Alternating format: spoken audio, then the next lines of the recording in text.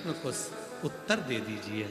क्या मस्तक पे लगे हुए भस्म के त्रिपुंड से कल्याण हो सकता? शिव ने प्रकट होकर एक बूढ़े का रूप रखकर भस्म के 3 स्वरूप बता दिए। ये जितने लोग माथे पर त्रिपुंड लगाते हैं भस्म का, शंकर भगवान ने त्रिविज्ञान समंदर को अपने भस्म के 3 स्वरूप बता दिए। 3 होते हैं, एक होता है भस्म लगाने वाला, एक होता है भस्म देने वाला, और एक होता है भस्म लगे मस्तक का दर्शन करने वाला। शिवजी कहते हैं सुनो, हे तिरु, बूढ़े का रूप रखकर भगवान शंकर कहते हैं एक होता है भस्म लगाने वाला। शिव की चढ़ी हुई भस्म जब किसी के मस्तक पर आती है तो ये शरीर केवल शरीर नहीं रह जाता है, ये शरीर लिंग बन जाता है, शंकर का स्वरूप बन जाता है। और जब शरीर शिव बन जाता है तो संपूर्ण भाव शिव का। आप देखिएगा जिनके मस्तक पर त्रिपुंड लगा होता है उनके चेहरे को देखोगे तो आपको देखकर लगेगा कि ये शंकर का कोई शिवलिंग है, शंकर का कोई स्वरूप। दूसरा है भस्म का दान।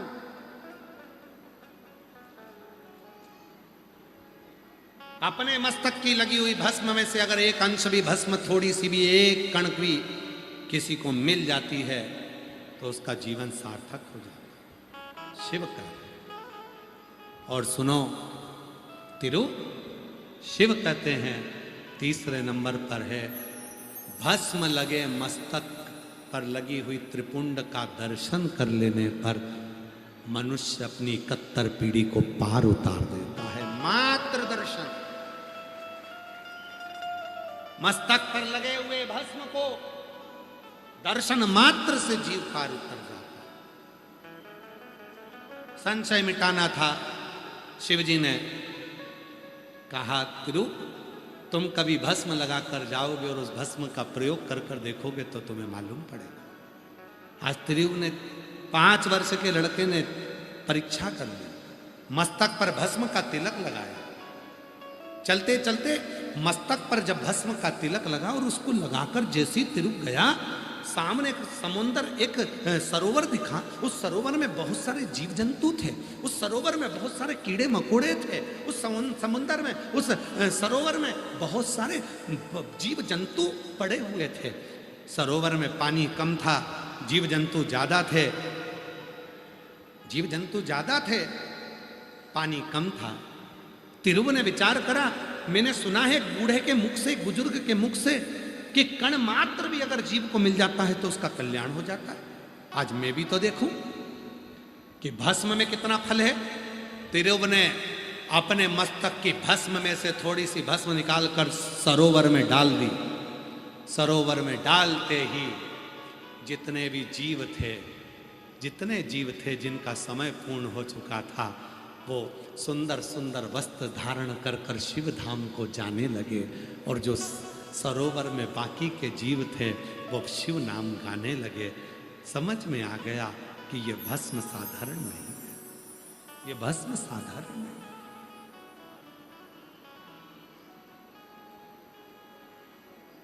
ये भस्म साधारण नहीं है, समझ गया।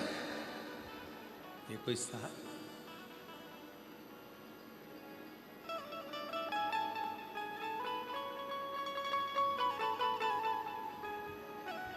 तेरी कृपा बिना न हिले एक भी अणु, लेते हैं श्वास तेरी कृपा से तनो तनो। बखान क्या करूं मैं राखों के ढेर का, चपटी बबूल